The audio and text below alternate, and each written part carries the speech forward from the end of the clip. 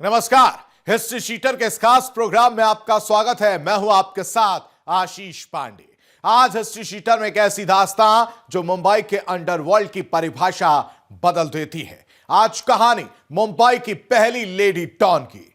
वो बंदूक से गोली नहीं चलाती थी, लेकिन उसकी बोली किसी गोली से कम नहीं थी। जिसके नाम पर दाऊद इब्राहिम और करीम लाला जैसे डॉन सलाम ठोकते थे, जिसकी एक चाल पर पूरा अंडरवर्ल्ड नतमस्तक हो जाता था, जिसके नाम का सिक्का अक्खे मुंबई में चलता था। कौन थी वो औरत जिसने मर्दों के इस काले साम्राज्य पर राज किया? कैसे बनी मुंबई की सबसे खौफनाक लेडी डॉन? आज हिस्ट्री शीटर में उस राज से उठेगा पर्दा। 60 और 70 का दशक मुंबई की गलियों में अंडरवर्ल्ड का साया था। बड़े बड़े नाम, खौफ के कारोबार, और उसी अंधेरे के बीच एक नाम उभरता है, जेनाबाई। एक ऐसी लेडी डॉन जिसके नाम भर से बड़े बड़े डॉन सलाम ठोकते थे। बंदूक उसकी पहचान नहीं थी, लेकिन उसका हुक्म कानून बन जाता था। जिसका नाम ही काफी था और जिसका जराइम का साम्राज्य पूरी मुंबई को खौफ में रखता था।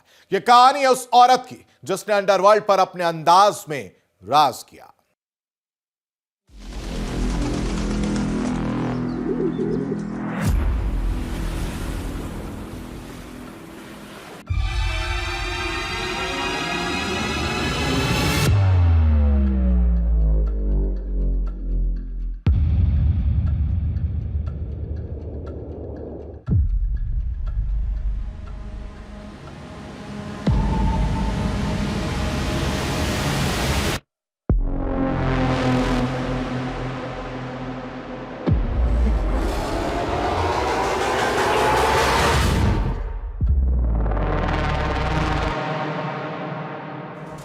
एक समय था जब मुंबई की गलियों में कानून नहीं, डॉन का हुक्म चलता था।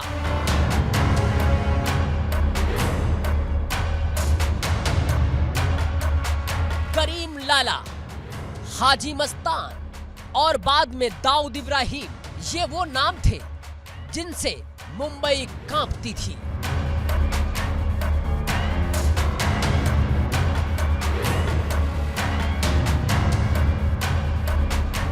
लेकिन इसी मुंबई में एक ऐसा नाम भी था जिसके सामने ये सारे डॉन सिर झुकाते थे। उस औरत का नाम था जेनाबाई दारूवाली।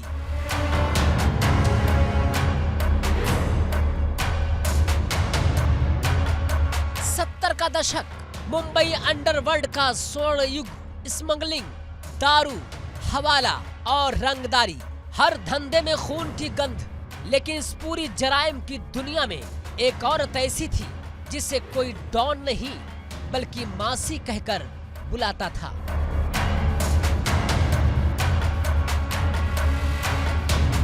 हाजी मस्तान से लेकर दाऊद तक सब जेनाबाई को सलाम ठोकते थे।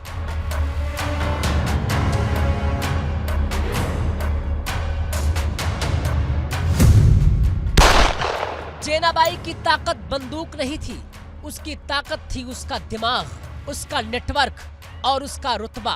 कौन सा धंधा कहां चलेगा, किस इलाके में किसका कब्जा होगा, ये सब तय होता था जेनाबाई की राय से। इसलिए कोई भी बड़ा डॉन उसके खिलाफ जाने की हिम्मत नहीं करता था।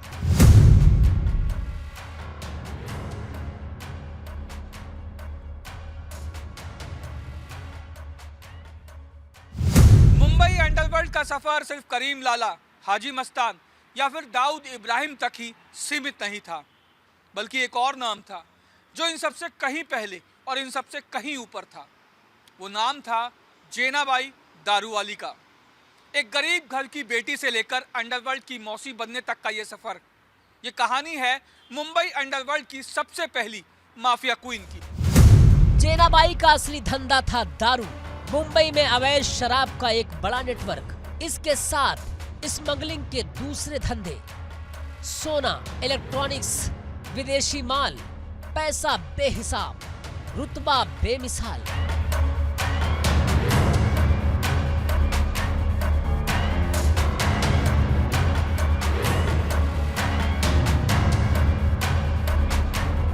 यहीं से जेनाबाई को मिला वो नाम, मुंबई की माफिया क्वीन।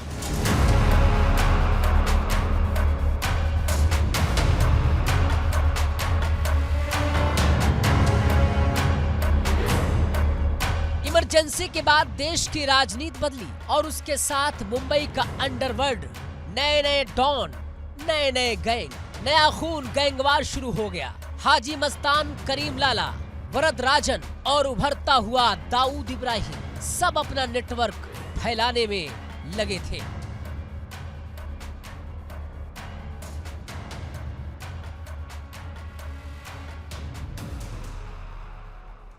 कि जेनाबाई उस समय की सबसे बड़ी डॉन थी। उससे ऊपर बड़ा डॉन उस समय मुंबई के अंदर नहीं था, बल्कि कहें कि हिंदुस्तान में उसकी तूती बोलती थी। इसी क्रम के अंदर हाजी मस्तान, वरदराजन, दाऊद इब्राहिम, जितने बड़े बड़े उस टाइम के गैंगस्टर थे उसकी शरण में आ जाते थे, उससे आशीर्वाद लेते थे। क्योंकि जब आपस में गैंगवार होती थी तो एक तरह से उनको रिजॉल्व करती थी, उनका रास्ता सुलझाती थी और किसी किनारे पर उनको लगाती थी। इसी क्रम के अंदर उसको एक माँ के रूप में माना जाता था, इसलिए उसको लेडी डॉन भी कहा गया। बहुत सारे उसके नाम आज भी दिए जाते हैं, तमाम तरह के उसके लिए किंवदंतियां हैं और तमाम तरह की बातें कही जाती हैं। इसी दौरान जेनाबाई का बड़ा बेटा भी अंडरवर्ल्ड में तेजी से आगे बढ़ने लगा। वो अपनी पहचान बना ही रहा था कि एक दिन गोली चली और जेनाबाई का बेटा मार दिया गया। ये वो झटका था जिसने माफिया क्वीन को अंदर से तोड़ दिया।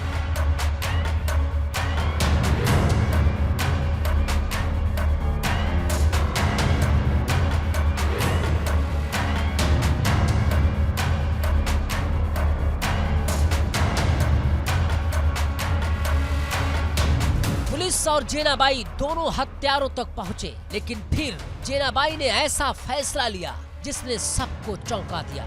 उसने कहा कि इन्हें छोड़ दो, इनकी सजा ऊपर वाला देगा।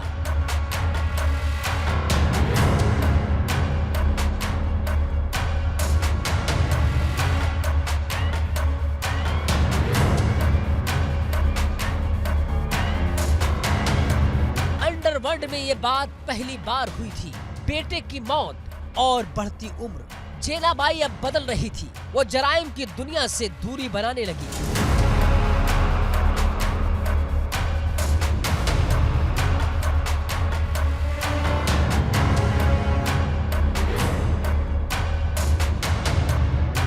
हिंदू मुस्लिम एकता, सांप्रदायिक सौहार्द, जहां कहीं दंगे होते, जेनाबाई दोनों समुदायों के रसूखदार लोगों को साथ लेकर मौके पर पहुंचती।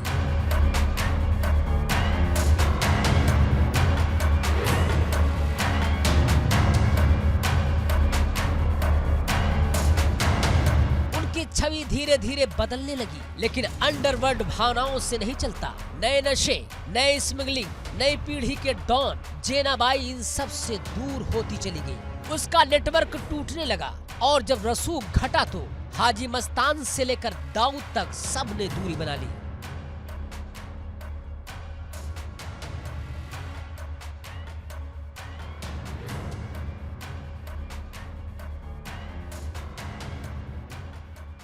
वो एक तरह से मुखिया बन चुकी थी, एक तरफ से जज बन चुकी थी।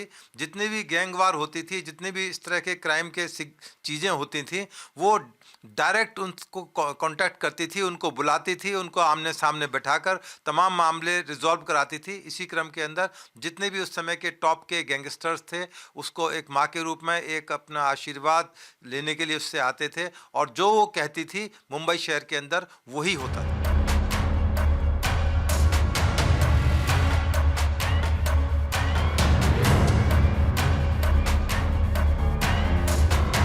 जिस औरत के इशारे पर एक दौर में मुंबई का अंडरवर्ल्ड चलता था, वही औरत आखिर में अकेली पड़ गई।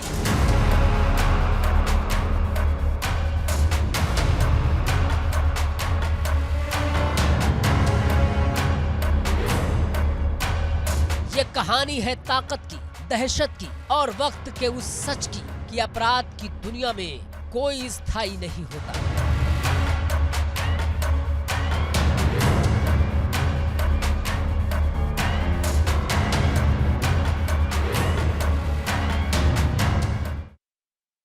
ज़ैनब एक मामूली नाम, एक गरीब घर की पहचान, लेकिन हालात ऐसे बदले कि जैनब धीरे धीरे जेनाबाई बन गई। गरीबी ने रास्ता दिखाया और मजबूरी ने तस्करी का दरवाजा खोला। शुरुआत हुई अवैध शराब से और यहीं से जेनाबाई बनी जेनाबाई दारू वाली। एक एक बोतल से कारोबार बढ़ता गया, नेटवर्क फैलता गया और खौफ भी बढ़ता गया। झुग्गियों से निकलकर अंडरवर्ल्ड तक का सफर किया, जहां गरीबी ने एक औरत को डॉन बना दिया। यह कहानी है मजबूरी से माफिया बनने तक की।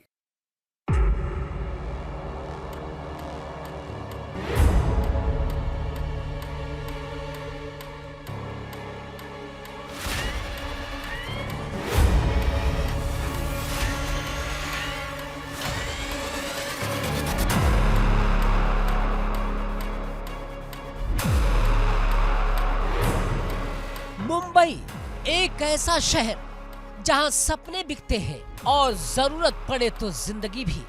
अंडरवर्ल्ड का नाम आते ही दिमाग में करीम लाला, हाजी मस्तान, दाऊद इब्राहिम जैसे लोगों की तस्वीर उभरती है।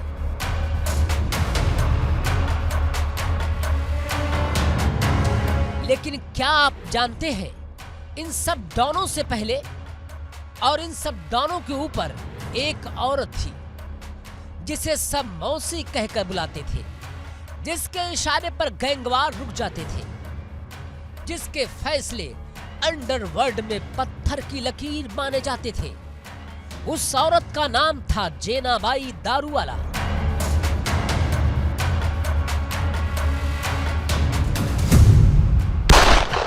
साल 1920, मुंबई का डोंगरी इलाका। यही एक गरीब मुस्लिम मेमन हलाई परिवार में एक बच्ची का जन्म हुआ। नाम रखा गया जैनब। 6 भाइयों के बीच वो अकेली बहन थी। घर एक छोटी सी खोली। पिता ठेले पर सामान ढोते थे और सवारियां लाते ले जाते थे। पैसा कम था लेकिन हौसला बहुत बड़ा। आजादी की लड़ाई चल रही थी। डोंगरी की गलियों में नारे गूंज रहे थे। जैनब छोटी उम्र में आंदोलन में शामिल होने लगी।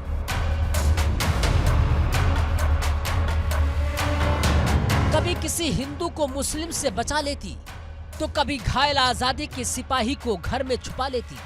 यही जिद्दीपन आगे चलकर उसे अंडरवर्ल्ड की रानी बनाने वाला था।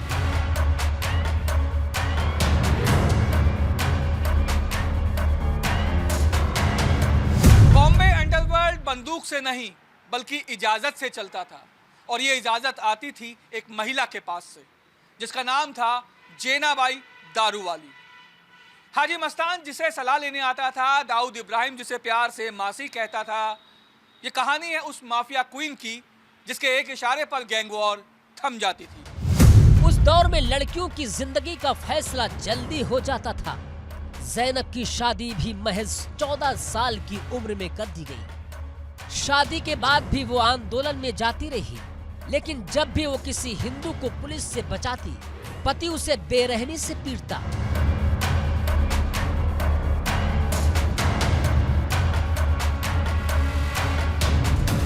फिर आया 1947 बंटवारे का साल।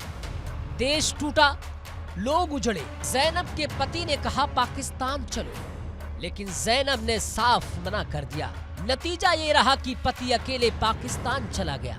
पीछे छोड़ गया जैनब और उसके 5 बच्चे।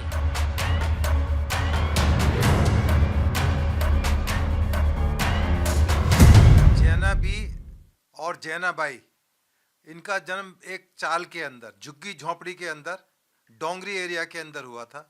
बहुत ही गरीब परिवार में पैदा होने के बाद 5 बच्चों की मां बनी। 14 साल की उम्र में शादी हो गई। उसी दौरान हिंदुस्तान पाकिस्तान का बंटवारा हुआ।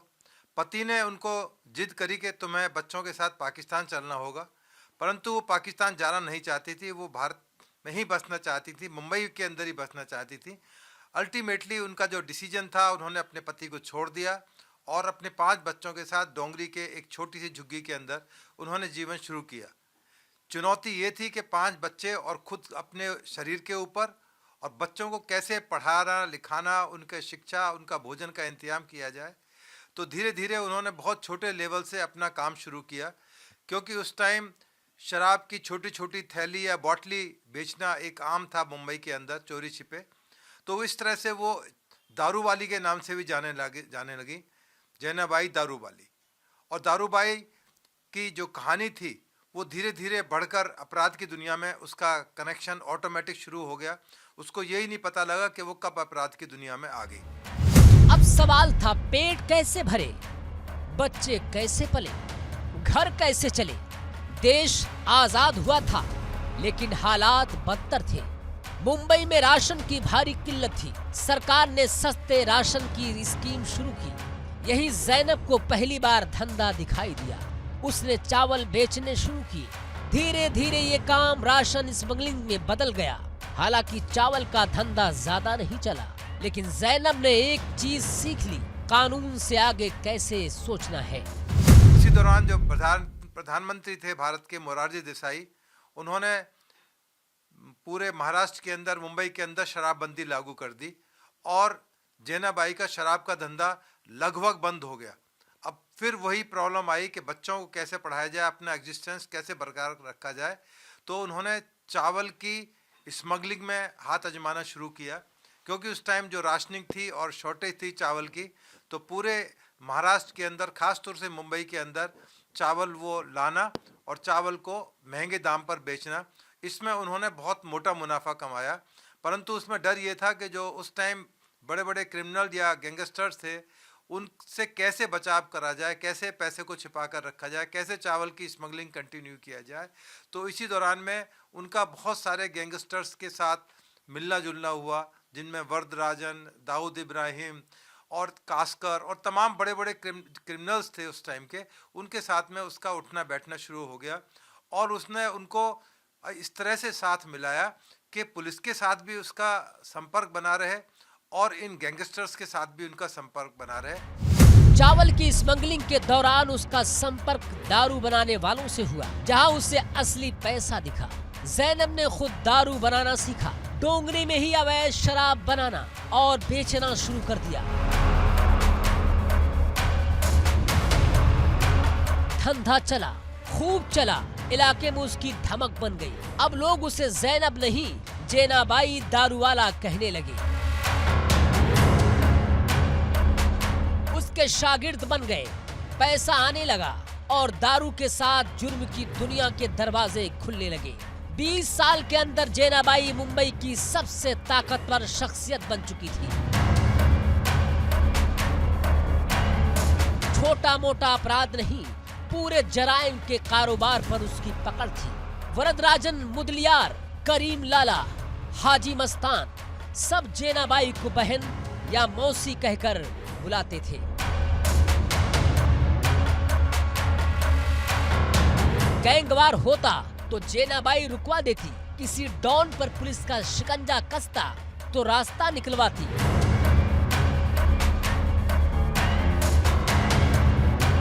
साल 1960 के दशक में उसे नकली दारू के आरोप में गिरफ्तार किया गया, लेकिन कुछ ही घंटों में पूरा पुलिस महकमा हिल गया और जैनाबाई रिहा हुई। इसके बाद पुलिस भी उससे टकराने से कतराने लगी।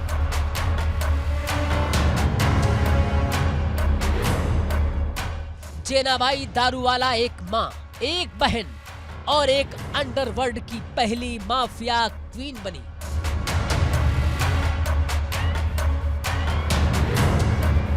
जिस औरत को सरकार भी पूरी तरह नहीं तोड़ पाई, जिसका हर आदेश अंडरवर्ल्ड के लिए कानून था, आज भले ही उसका नाम इतिहास के पन्नों में दब गया हो, लेकिन मुंबई के अंडरवर्ल्ड की नींव में जैनाबाई दारूवाला की परछाई आज भी मौजूद है।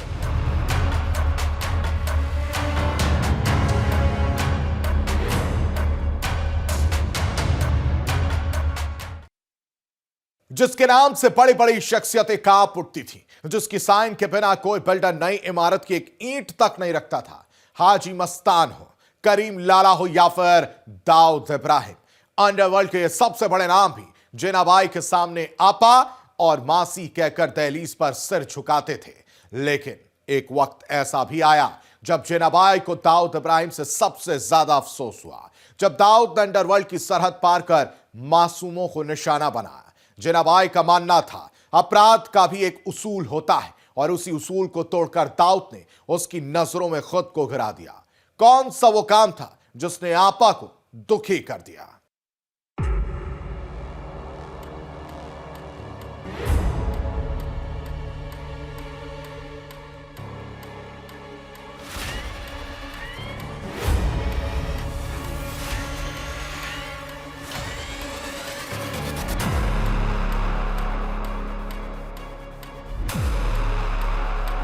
मुंबई, जिसे कभी बॉम्बे कहा जाता था, एक ऐसा शहर जहां कभी कानून से ज्यादा डॉन का हुक्म चलता था। हाजी मस्तान, करीम लाला, दाऊद इब्राहिम, अबू सलेम, इन नामों से बॉम्बे की गलियां कांपती थी।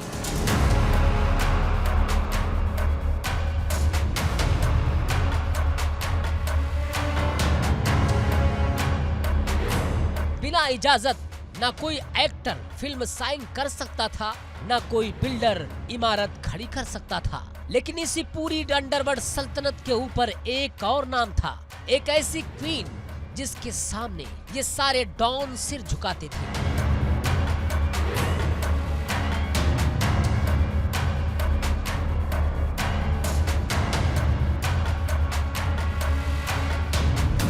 अंडरवर्ल्ड की वो माफिया क्वीन जिससे सलाह लेने हाजी मस्तान आता था, जिसे देखकर दाऊद इब्राहिम अदब से मासी कहता था। उस औरत का नाम था जेनाबाई दारूवाली।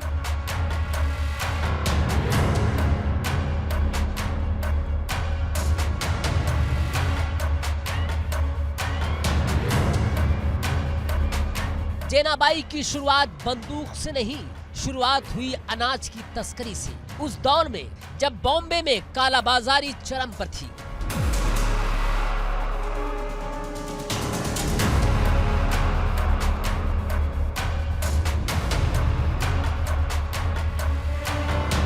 जेनाबाई ने लॉजिस्टिक्स, सप्लाई और नेटवर्क का ऐसा जाल बुना कि देखते ही देखते वो अंडरवर्ल्ड की जानी मानी हस्ती बन गई।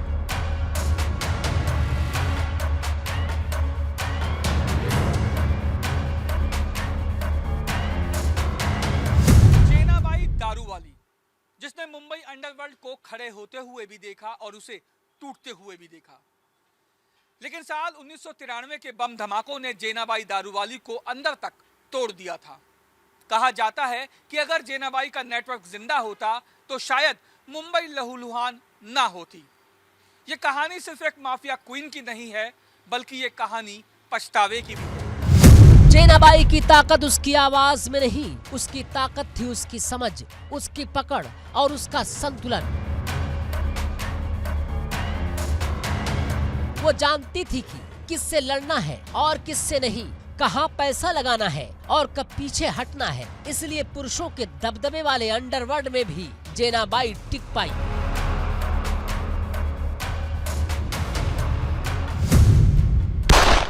जेनाबाई के दाऊद इब्राहिम के पिता से गहरे रिश्ते थे। वो उनके घर आना जाना रखती थी। इसी वजह से दाऊद उन्हें मासी कहकर बुलाता था। जब दाऊद जराइम की दुनिया में कदम रखा था, तब वो जेनाबाई के साये में ही रहा। उसकी हर चाल, हर हरकत जेनाबाई की नजर में थी। उधर हाजी मस्तान, जो खुद अंडरवर्ल्ड का बड़ा नाम था, वो भी जेनाबाई को आपा यानी बड़ी बहन कहकर बुलाता था। बड़े फैसलों से पहले सलाह लेना, राय मशवरा करना, ये सब जेनाबाई के बगैर अधूरा माना जाता था। देखिए, दाऊद इब्राहिम को कितनी बार ही उसने पुलिस से बचाया, उसके अपने घर वालों से बचाया। उसके पिता चूंकि पुलिस में थे, वो नहीं चाहते थे कि उनका बेटा एक अपराधी बने, परंतु वो कहती थी कि यदि ये दूसरे गैंगस्टर्स को या दूसरे लोगों को नहीं मारेगा तो आप इसकी कबर देखोगे, एक दिन इसकी कबर पे जाना पड़ेगा दाऊद इब्राहिम की। तो उसके पिता को कुछ बातें उनकी अच्छी लगती थी कि चलो बेटे की प्रोटेक्शन के लिए यदि उसका किसी से झगड़ा हो रहा है, किसी से लड़ाई हो रही है, तो वो अपनी ज़िंदगी कम से कम बचा पा रहा है। तो इसी क्रम के अंदर वो उसको माँ की तरह, आपा की तरह मानता था, उसके पैर छूता था और जब तक वो बैठने के लिए भी नहीं कहती तब तक वो उनके सामने बैठने की ज़रूरत भी नहीं कर सकता था, हिम्मत भी नहीं कर सकता था। परंतु जो उसकी चाह थी कहीं ना कहीं बहुत बड़ा गैंगस्टर बनने की थी। जैसे ही जेनाबाई की डेथ हुई उसने खुलकर बैटिंग शुरू कर दी और इसी क्रम के अंदर वो दिल्ली ही नहीं पूरे मुंबई और पूरे हिंदुस्तान का सबसे बड़ा गैंगस्टर दाऊद इब्राहिम बन गया। उस दौर में अंडरवर्ल्ड पूरी तरह पुरुषों का गढ़ था। एक महिला के लिए वहां टिकना आसान नहीं था, लेकिन जेनाबाई ने इस कमजोरी को अपनी ताकत बनाया। वो ना चीखी ना धमकाई, बस चुपचाप ऐसा नेटवर्क खड़ा किया कि हर बड़ा डॉन उसके खिलाफ जाने से पहले 100 बार सोचता था।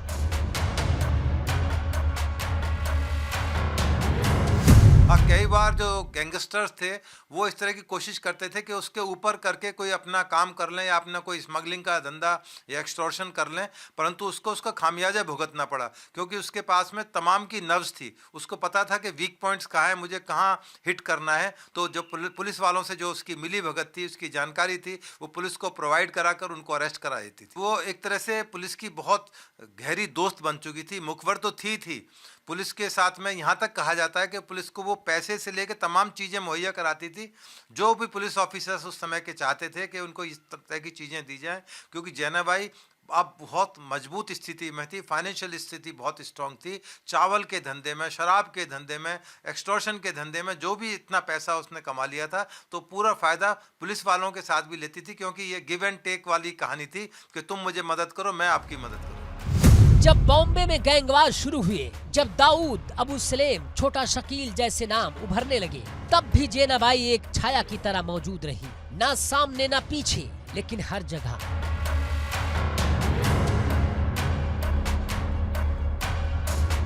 फिर वक्त बदला, नए डॉन आए, नया पैसा, नई हिंसा। जेनाबाई धीरे धीरे सक्रिय अंडरवर्ल्ड से दूरी बनाने लगी, और यही अंडरवर्ल्ड का नियम है, जब रसूख घटता है तो सलाम भी कम हो जाते हैं।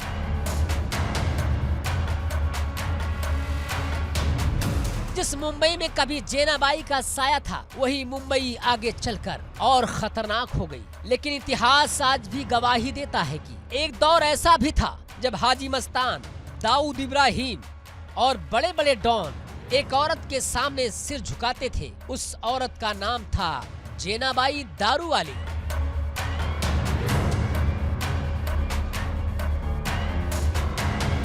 जेनाबाई दारूवाले की जो मौत है बड़ी रहस्यमय स्थिति के अंदर हुई। कोई लोग कहता है कि उसको तपेदिक हो गई थी, कोई कहता है कैंसर हो गया था, कोई कहता था उसको स्लोई पॉइजन दिया जाता था। वो अपने आप में आज भी एक रहस्य बना हुआ है।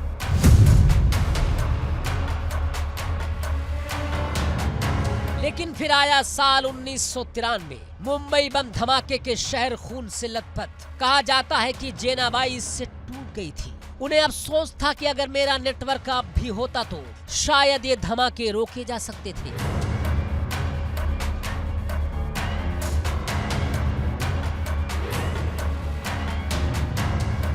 दाऊद को लेकर उनकी नाराजगी और गहरी हो गई। इन सब का असर उनकी सेहत पर पड़ा, बीमारी बढ़ी और कुछ साल बाद मुंबई की माफिया क्वीन हमेशा के लिए खामोश हो गई।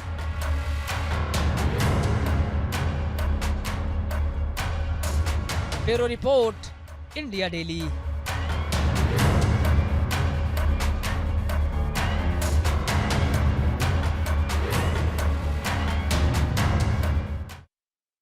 हिस्ट्री शीटर में आज फिलहाल इतना ही। आज आपने जानी एक ऐसी कहानी जो नाम से नहीं खौफ से जानी जाती थी। अगली बार फिर लौटेंगे किसी डॉन की दास्तां के साथ, किसी अपराधी की हकीकत और किसी इंसानी शक्ल में छिपे हैवान का सच। अगली मुलाकात होगी एक नए क्राइम कुंडली के साथ।